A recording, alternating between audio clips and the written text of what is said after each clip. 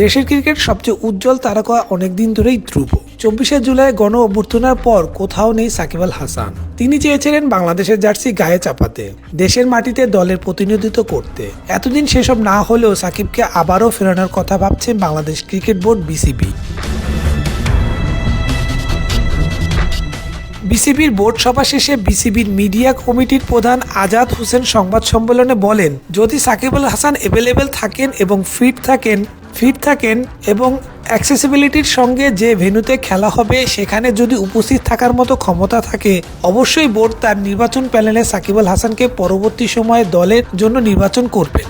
আমজাদ যোগ করেন, সাকিবের সঙ্গে আলাপ আলোচনা হয়েছে যে হোম অ্যান্ড অ্যাওয়ে দুই ধরনের সিরিজই খেলতে চান কিনা, দুটার জন্য অ্যাভেলেবেল আছেন কিনা। তিনি বলেছেন আছেন, তার সঙ্গে আলোচনা করেই সিদ্ধান্ত নেওয়া হয়েছে। উনি হয়তো বুঝে শুনে সিদ্ধান্ত দিয়েছেন।